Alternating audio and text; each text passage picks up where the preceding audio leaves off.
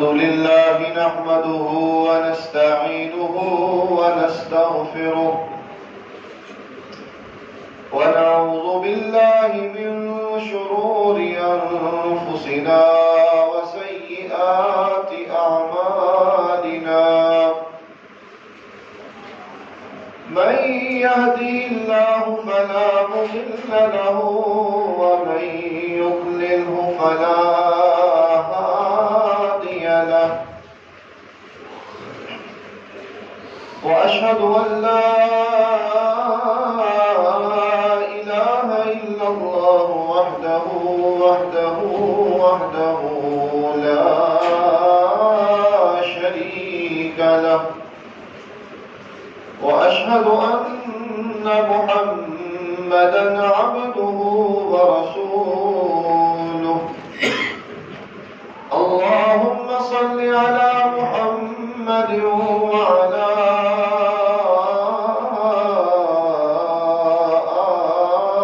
آل محمد كما صليت على إبراهيم وعلى آل إبراهيم إنك حميد مجيد اللهم بارك على محمد وعلى آل محمد كما باركت على إبراهيم وعلى آل إبراهيم إنك حميد مجيد أما بعد فإن خير الحديث كتاب الله وخير الهدي هدي محمد صلى الله عليه وسلم وشر الأمور محدثاتها وكل محدثة بدعة وكل بدعة ضلالة وكل ضلالة في النار رب اشرح لي صدري ويسر لي أمري واحلل عقدة من لساني يفقهوا قولي رب زدني علما رب زدني علما رب زدنا علما أعوذ بالله من الشيطان الرجيم بسم الله الرحمن الرحيم ها أنتم هؤلاء تدعون لتنفقوا في سبيل الله فمنكم من يبخل ومن يبخل فإنما يبخل عن نفسه والله الغني وأنتم الفقراء وإن تتولوا يستبدل قوما غيركم ثم لا يكونوا أمثالكم صدق الله مولانا العظيم وصدق رسوله النبي الكريم ونحن على ذلك من الشاهدين والشاكرين والحمد لله رب العالمين حمد و ثنا تعریف تمجید تقدیس اللہ رب العزت کے لیے جو کائنات کا پالنے والا ہے خالق ہے مالک ہے رازق ہے داتا ہے گنج بخش ہے لجپال ہے غریب نواز ہے غوث اعظم ہے علی کل شیء قدیر ہے۔ درود و سلام ہو آقا دو جہاں پر، امام الانبیاء پر، خطیب الانبیاء پر، امام اعظم پر، پیر اعظم پر، مرشد اعظم پر، جو نبی التوبہ ہے، نبی الرحمہ ہے، بشیر ہے، نذیر ہے، سراج منیر ہے، صلی اللہ علیہ وسلم۔ باری تعالیٰ سے دعا ہے کہ اللہ تعالیٰ ہمارا یہاں پر آنا، بیٹھنا، سننا، سنانا اللہ تعالیٰ اپنی بارگاہ کے اندر منظور و مقبول فرمائے اور ہم سب کا ذریعہ نجات کا سبب بنے۔ باری تعالیٰ ہم سب کو بار بار اپنے گھر کی زیارت نصیب فرمائے۔ ہم سب کو کھلانے والا اللہ ہے، ہم سب کو رزق دینے والا اللہ ہے، ہم سب کو مال دینے والا اکیلا میرا اللہ ہے۔ آگے اللہ کی تقسیم ہے، وہ کسی کو زیادہ مال دے دے یا کسی کو کم دے دے۔ میرے رب کی تقسیم ہے، وہ کسی کو امیر بنا دے اور کسی کو غریب بنا دے۔ یہ میرے رب کی اختیار ہے۔ جب میرا اللہ مال دیتا ہے تو پھر سب کو ایک ہی حکم دیتا ہے کہ تم نے میری راہ میں خرچ کرنا ہے۔ امیر ہے اس کو یہی حکم ہے، غریب ہے اس کے لیے بھی یہی حکم ہے۔ اپنی اپنی استطاعت کے مطابق، اپنی اپنی حیثیت کے مطابق، اپنی طاقت کے مطابق تم نے میری راہ میں مال کو خرچ کرنا ہے۔ یہی بات میرے رب نے سورۃ البقرہ کے اندر ایک مثال دے کر سمجھائی کہ تم مایوس نہ ہونا، گھبرانا نہ۔ مال تو میں نے ہی دیا ہے، جب تم میرے دیے ہوئے مال میں سے میری ہی راہ میں خرچ کرو گے تو میں اور بڑھا کر تمہیں دوں گا۔ مثل الذین ينفقون اموالهم فی سبیل اللہ کمثل حبۃ انبتت سبع سنابل فی کل سنبلۃ مئۃ حبۃ واللہ یضاعف لمن یشاء واللہ واسع علیم۔ کہ جو انسان اللہ کی راہ میں مال کو خرچ کرتے ہیں، ان کے مال کی مثال ایک حبہ، دانے کی طرح ہے۔ اب وہ دانہ کیا ہے کہ انسان جب اس دانے کو زمین کے اندر بوتا ہے تو اس دانے سے آگے 7 بالیاں نکل آتی ہیں اور ہر بالی پر 100 دانہ میرا رب اگا دیتا ہے، یعنی کہ وہ ایک دانے سے 700 دانہ بن جاتا ہے۔ میرا اللہ یہاں مثال دے کر سمجھانا چاہ رہا ہے کہ اگر تم میری راہ میں مال کو خرچ کرو گے تو میرا اللہ اس کو بڑھا بڑھا کر تمہیں دوبارہ لوٹا دے گا۔ 1 روپیہ خرچ کرو گے تو 700 میرا اللہ تمہیں لوٹائے گا۔ واللہ یضاعف لمن یشاء۔ اگر اللہ اس سے بھی بڑھانا چاہے تو یہ میرے مالک کو کوئی پوچھنے والا۔ آج دنیا میں اگر ہمیں کوئی یہ بات کہے کہ تم مجھے ادھار دے دو اور اگلے ہی دن تم مجھ سے اس کے بدلے 700 گنا زیادہ لے لینا، تو انسان جو ہے وہ اس سودے کو جلدی قبول کرے گا، جلدی مان جائے گا کہ ٹھیک ہے میں تمہیں دیتا ہوں اور مجھے ڈبل سے 700 گنا ملے گا تو ٹھیک ہے میں یہ قبول کرتا ہوں۔ تو میرے اللہ کی جو بات ہے وہ حق ہے۔ پوری دنیا کائنات میں میرے رب کی بات سب سے سچی ہے اور حق پر مبنی ہے۔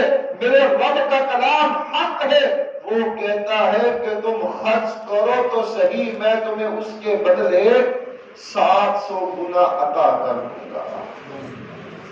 ایک اور مقام پر میرے اللہ نے خوشخبری دی ہے، بشارت دی ہے کن کو؟ جو اللہ کی راہ میں مال کو خرچ کرتے ہیں۔ الذین ينفقون اموالهم باللیل والنہار سرا وعلانیہ فلہم اجرهم عند ربهم ولا خوف علیہم ولا هم یحزنون۔ جو شخص مال کو خرچ کرتا ہے، اللہ کی راہ میں مال دیتا ہے، رات ہو یا دن ہو، وہ مال خرچ کرتا ہے، میرا رب راضی ہو جائے، میرا رب راضی ہو جائے، میں اللہ کا قریبی بندہ بن جاؤں، سرا وعلانیہ، خفیہ طور پر بھی صدقہ کرتا ہے اور اعلانیہ طور پر بھی اللہ کی راہ میں مال کو خرچ کرتا ہے۔ فَلَهُمْ أَجْرُهُمْ عِنْدَ رَبِّهِمْ، اب اس خرچ کرنے والے کو جو اجر ہے وہ کہاں سے ملے گا؟ اللہ سے ملے گا۔ اللہ اس کو اجر عطا کریں گے، اور جو اللہ کی شان ہے، میرا رب اپنی شان کے مطابق اس انسان کو اجر عطا فرمائے گا۔ وَلَا خَوْفٌ عَلَيْهِمْ وَلَا هُمْ يَحْزَنُونَ، اور قیامت والے دن اس انسان پر کوئی خوف نہیں ہوگا، کوئی غم نہیں ہوگا، وہ پرسکون ہوگا، کیونکہ وہ دنیا میں رب کے دیے ہوئے مال سے لوگوں پر خرچ کرتا رہا۔ آج میرے رب نے اس وعدے کو پورا کرنا ہے جو وعدہ میرے رب نے دنیا میں اس انسان کے ساتھ کیا تھا کہ وَلَا خَوْفٌ عَلَيْهِمْ وَلَا هُمْ يَحْزَنُونَ، کوئی خوف نہیں ہوگا، کوئی غم نہیں ہوگا۔ ہر مسلمان پریشان ہے، ہر مسلمان اذیت میں مبتلا ہے، ہر مسلمان پریشانی کا شکار ہے۔ اگر چاہتے ہو سکون میسر ہو، اگر چاہتے ہو اطمینان آئے، اگر چاہتے ہو یہ آزمائش دور ہو، اگر چاہتے ہو کہ ہماری زندگی پرسکون بن جائے، تو میرے اللہ نے جو وعدہ کیا ہے اس وعدے کو پورا کرنے کی کوشش کرو۔ اللہ کی راہ میں دے مال خرچ کرو، غریبوں کی کفالت کرو، یتیموں کا سہارا بنو، بیواؤں اور محتاجوں کی مدد کرو۔ وَلَا خَوْفٌ عَلَيْهِمْ وَلَا هُمْ يَحْزَنُونَ، پھر غم نہیں رہے گا، پھر خوف نہیں رہے گا۔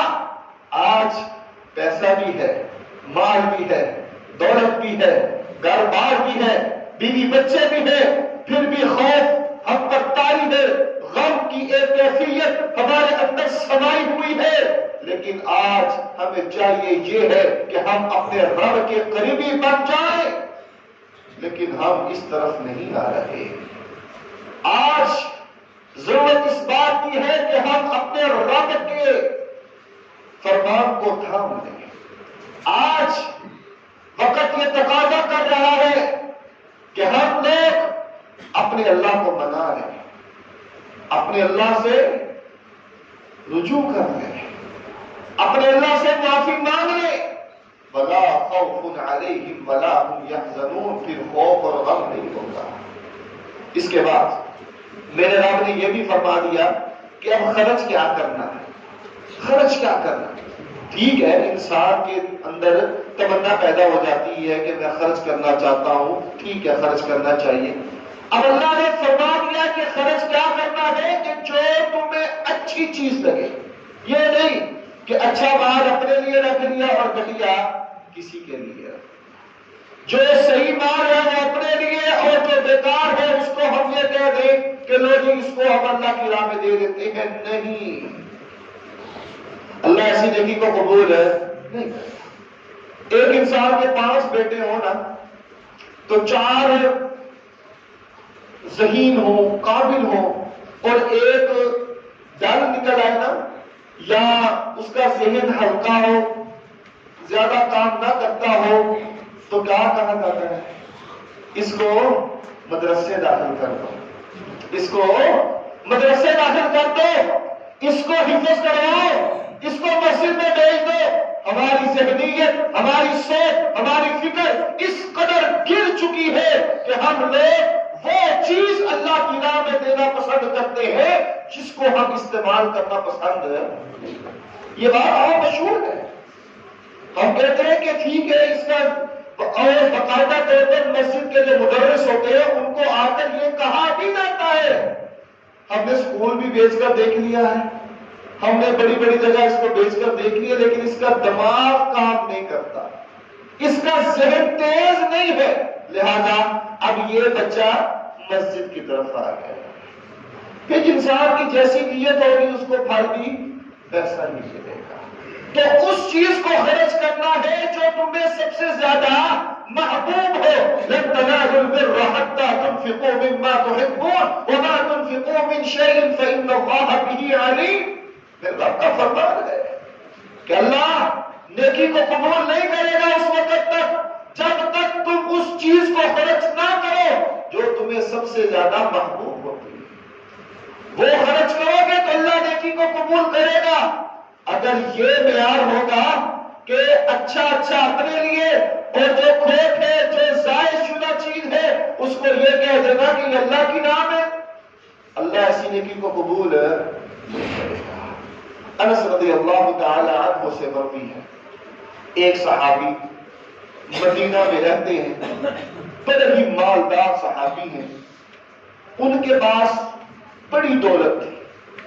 ان کی دولت میں سے ایک ان کے پاس باغ تھا، اور وہ باغ مسجد نبوی کے بالکل سامنے تھا، اور وہ صحابی، ان کا نام ابو طلحہ رضی اللہ تعالی عنہ تھا، وہ اس باغ سے بڑی محبت کیا کرتے تھے۔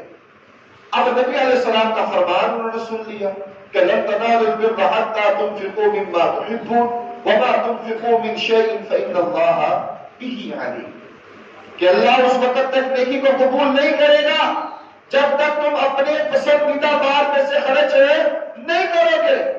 اب وہ صحابی رسول ابو طلحہ رضی اللہ تعالی عنہ اللہ کے نبی صلی اللہ علیہ وسلم کے پاس آئے، کہنے لگے یا رسول اللہ صلی اللہ علیہ وسلم، اس باغ سے مجھے بڑی محبت ہے، اور آپ صلی اللہ علیہ وسلم اس باغ کے اندر نماز عصر کے بعد جاتے اور اس کے چشمے سے پانی پیتے۔ تو ابو طلحہ کہنے لگے یا رسول اللہ صلی اللہ علیہ وسلم، اس باغ سے مجھے محبت تو بڑی تھی، لیکن جب سے میں نے آپ کا فرمان سنا ہے تو میں چاہتا ہوں کہ یہ میں اللہ کی راہ میں وقف کروں۔ آپ نے فرمایا ٹھیک ہے، لیکن اگر تو اس باغ کو اپنے رشتہ داروں میں تقسیم کرے گا تو یہ زیادہ بہتر ہے۔ چنانچہ ابو طلحہ رضی اللہ تعالی عنہ نے اس باغ کو اپنے رشتہ داروں میں تقسیم کر دیا، اللہ کی راہ میں دے دیا۔ لن تنالوا البر حتى تنفقوا مما تحبون۔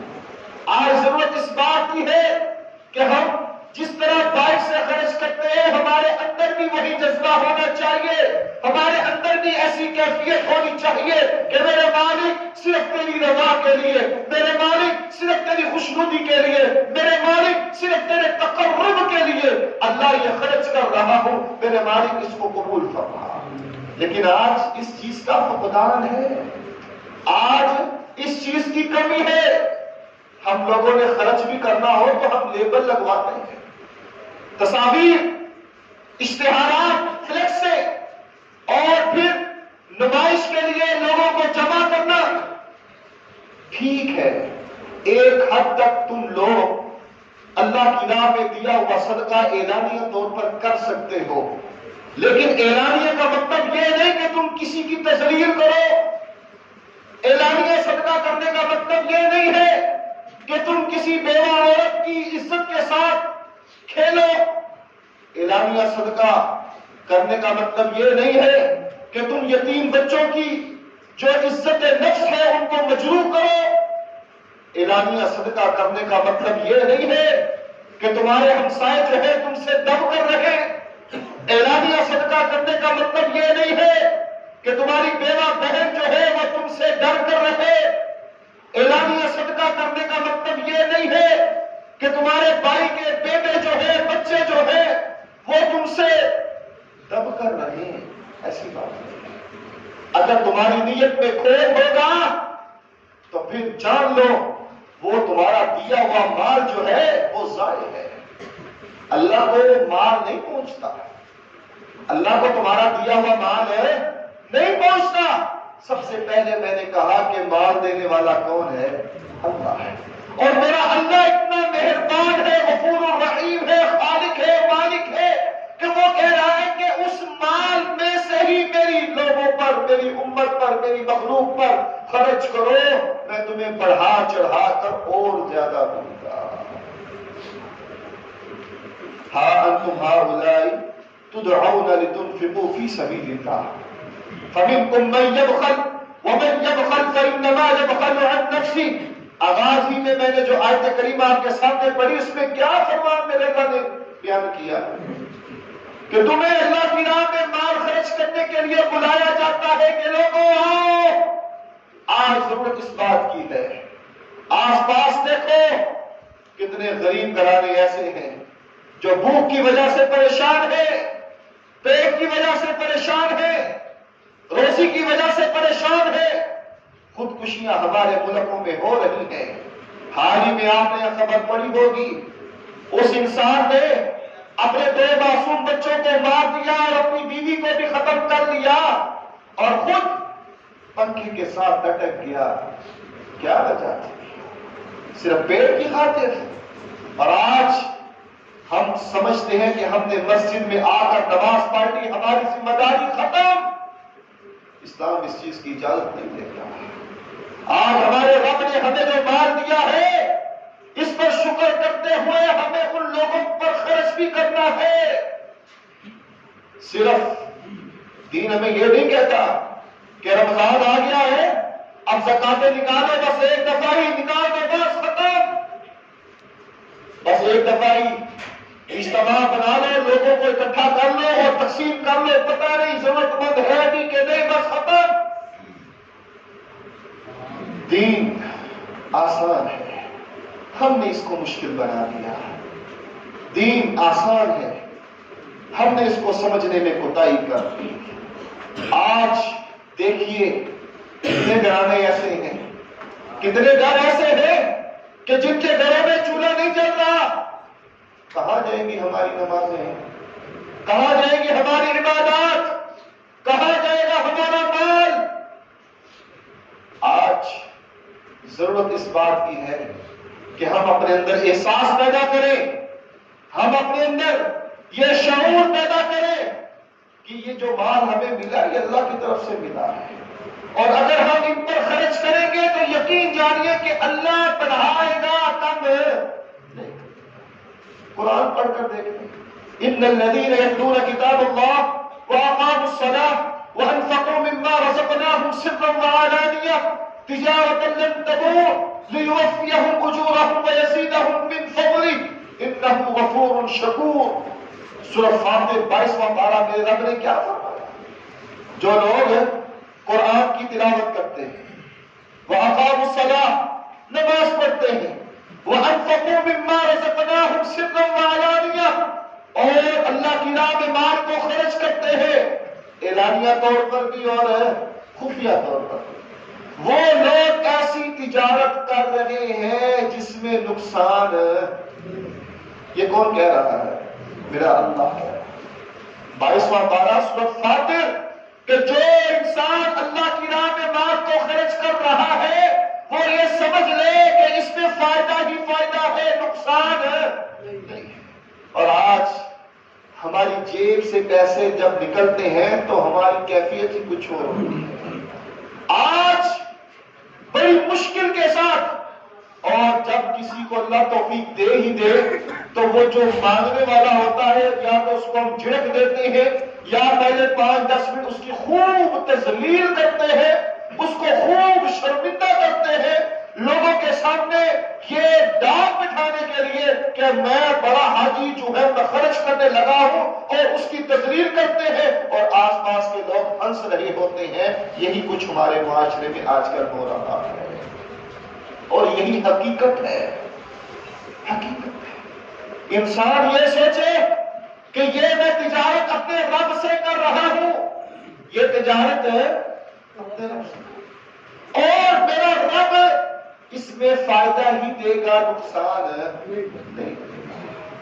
جب انسان اپنے اندر یہ سوچ پیدا کر لے تو میرا اللہ جو ہے اس انسان کی نیکی کو ضائع کرتا نہیں.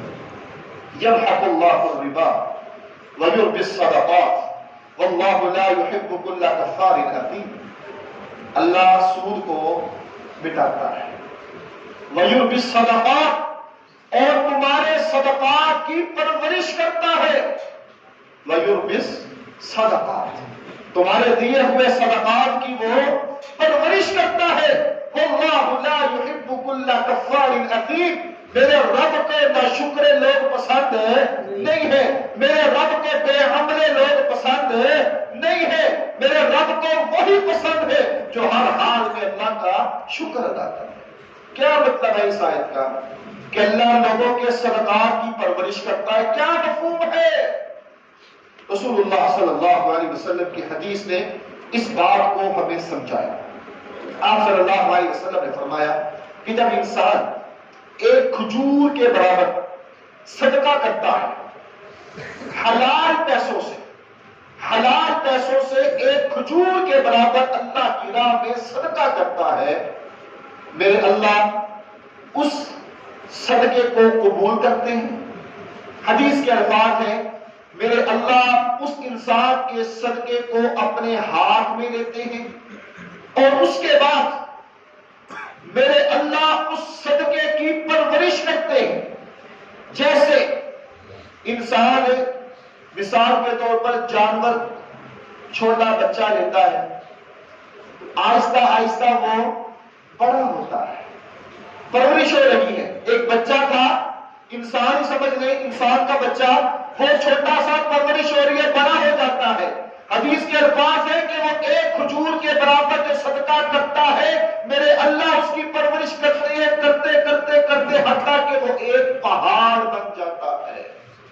وَيُرْبِي الصَّدَقَاتِ وَاللَّهُ لَا يُحِبُّ كُلَّ كَفَّارٍ أَثِيمٍ۔ لیکن شرط کیا ہے؟ شکر کرنے والا ہو، حلال ذریعے سے کمانے والا ہو، سودی کاروبار نہ کرنے والا ہو۔ آج سودی کاروبار ہو رہا ہے اور ہم نے اس کو مختلف رنگ دے دیے ہیں، مختلف نام دے دیے ہیں۔ تو انسان اگر یہ کام کر رہا ہے تو وہ خسارے میں ہے، اللہ اس سے محبت نہیں کرے گا۔ اور جو حلال ذریعے سے، بے شک اس کے بعد تھوڑا مال ہی کیوں نہیں ہے، تھوڑا سا پیسہ ہی کیوں نہیں ہے، اگر انسان اس کو اللہ کی راہ میں خرچ کرتا ہے تو وہ ایک کھجور کے برابر صدقے کی مثال سمجھ لیجئے کہ اللہ اس کو پہاڑ بنا دیتا ہے۔ تو ہم اگر زیادہ خرچ کریں تو اس کی کیفیت کیا ہو؟ ہاں انتم ہؤلاء تدعون لتنفقوا في سبيل الله فمنكم من يبخل ومن يبخل فإنما يبخل عن نفسه والله الغني وأنتم الفقراء وَإِن تَتَوَلَّوْا يَسْتَبْدِلْ قَوْمًا غَيْرَكُمْ ثُمَّ لَا يَكُونُوا أَمْثَالَكُمْ۔ آغاز میں نے یہ آیت پڑھی، اس کا کیا مفہوم ہے؟ کہ اللہ بتاتا ہے کہ آؤ اللہ کی راہ میں مال کو خرچ کرو، تمہیں آوازیں مل رہی ہیں، قرآن پکار رہا ہے، قرآن فریاد کر رہا ہے، قرآن بلا رہا ہے کہ آؤ اللہ کی راہ میں مال کو خرچ کرو، خرچ کرو مال کو، غریبوں، مسکینوں، محتاجوں، بیواؤں، یتیموں کا سہارا بنو۔ فَمِنْكُمْ مَنْ يَبْخَلُ، تم میں سے پھر ایسے بھی ہیں جو بخل کرتے ہیں، کنجوسی کرتے ہیں، مال نہیں خرچ کرتے۔ پھر اللہ نے اس کا جواب بھی دے دیا، وَمَنْ يَبْخَلْ، جو کنجوسی کرے گا، جو بخل کرے گا، جو اللہ کی راہ میں مال نہیں خرچ کرے گا، وَمَنْ يَبْخَلْ فَإِنَّمَا يَبْخَلُ عَنْ نَفْسِهِ، گویا کہ وہ اپنے ساتھ کنجوسی کر رہا ہے، وہ اپنے ساتھ ہی بخل کر رہا ہے۔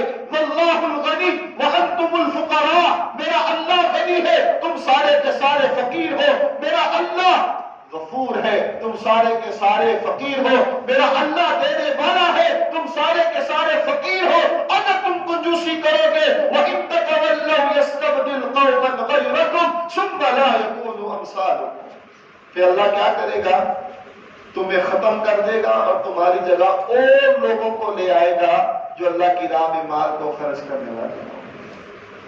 لیکن قرآن کا پیغام نہیں پڑھیے، تدعون لتنفقوا فی سبیل اللہ، تم اللہ کی راہ میں مال کو خرچ کرو۔ رمضان آ رہا ہے، لوگوں نے روزے بھی رکھنے ہیں، رمضان آ رہا ہے، صرف ہماری ذمہ داری یہ نہیں ہے کہ ہم ایک دن لگا کر بس سب کچھ بانٹ موڑ دیں، نہیں، حقدار کو تلاش کرو، یہ ہماری ذمہ داری ہے۔ حقدار تک مال کو پہنچانا یہ ہماری ذمہ داری ہے۔ لیکن آج کیا ہوتا ہے؟ جو ہمارے گھر تک آ جائے اس کو دے دیا جاتا ہے، بس۔ سفید پوش ایسے ہیں جو اپنے گھروں سے باہر نہیں نکلتے اور ان کے گھر میں فاقے چل رہے ہیں، اب ہم نے اپنی ذمہ داری کو چھوڑ دیا، ہم نے بس سمجھ لیا کہ صبح دکان پر آنا ہے، شام کو گھر جانا ہے اور 5 نمازیں پڑھ لینی ہیں، یہیں پر بات ختم نہیں۔ تدعون لتنفقوا فی سبیل اللہ، اللہ کی راہ میں مال کو خرچ کرنا ہے، ایسا کرو جیسا میرے رب نے کہا۔ اگر تم کنجوسی کرو گے، بخل کرو گے تو پھر اپنا انجام سن لو، اللہ ایسے لوگوں کو ختم کر دے گا اور ان کی جگہ پھر دوسرے لوگ آ جائیں گے۔ ابو ہریرہ رضی اللہ تعالی عنہ سے مروی ہے، رسول اللہ صلی اللہ علیہ وسلم نے فرمایا کہ ہر روز صبح کے وقت 2 فرشتے آسمان سے اترتے ہیں۔ ایک فرشتہ دعا کرتا ہے کہ یا اللہ خرچ کرنے والے کے خرچ کو تو قبول فرما، خرچ کرنے والے پر تو اپنی رحمت نازل فرما، خرچ کرنے والے پر تو راضی ہو جا۔ اور دوسرا فرشتہ کہتا ہے میرے مالک خرچ نہ کرنے والے کے مال کو تو برباد کر دے، خرچ نہ کرنے والے مال کو تو ضائع کر دے۔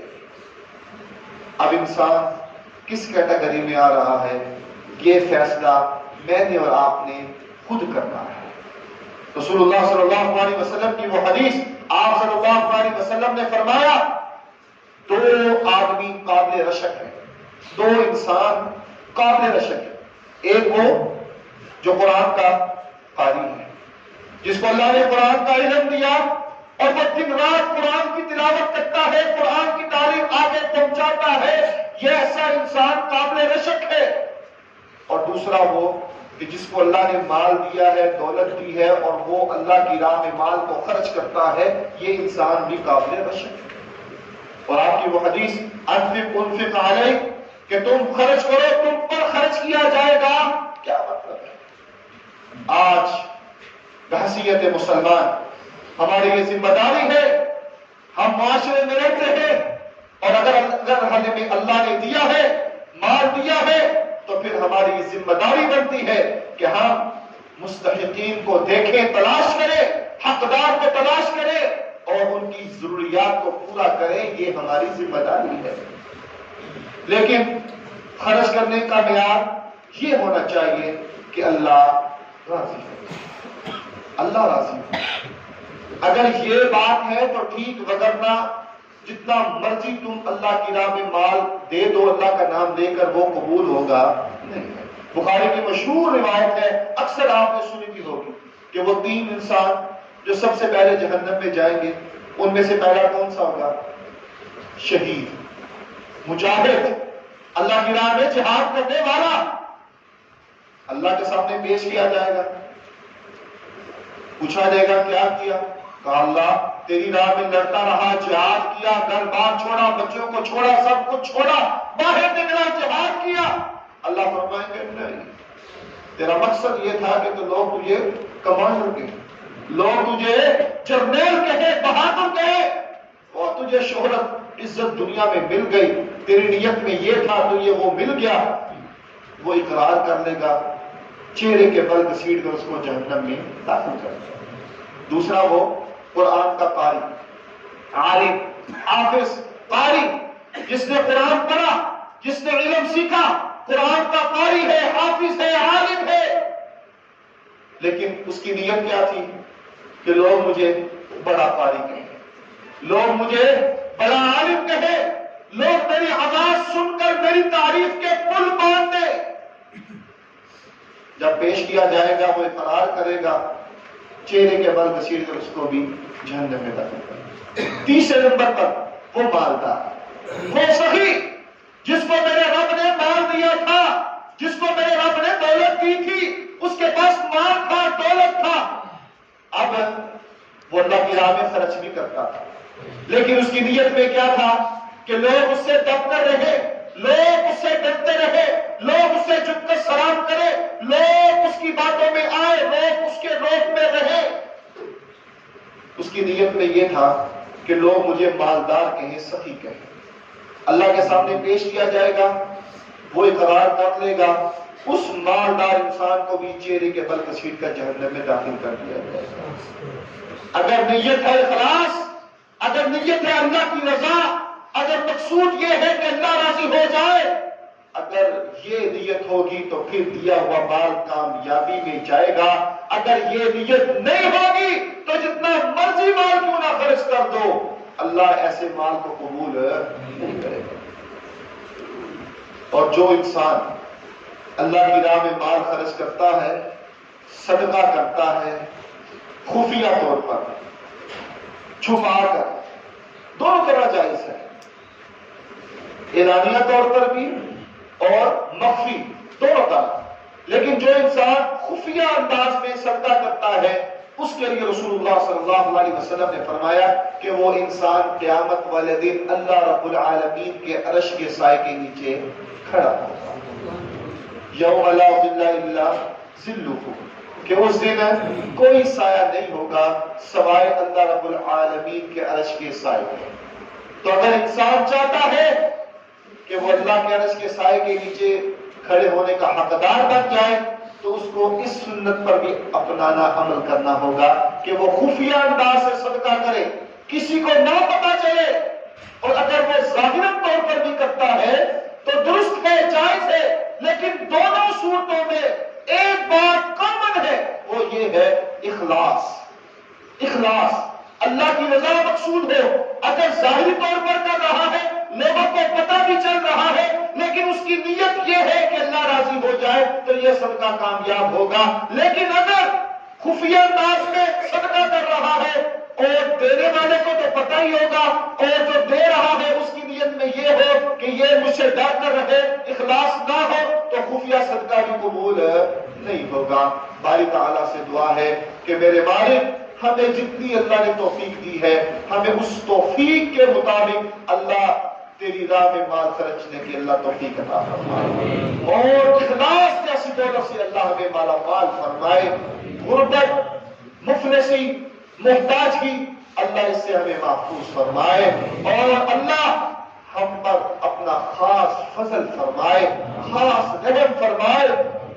غربت، فقیری اور محتاجی، پریشانی، آزمائش، دکھ، تکلیفیں جو آج ہمارے معاشرے میں ایک کامن چیزیں بن چکی ہیں، اللہ ان سب سے ہمیں محفوظ فرمائے.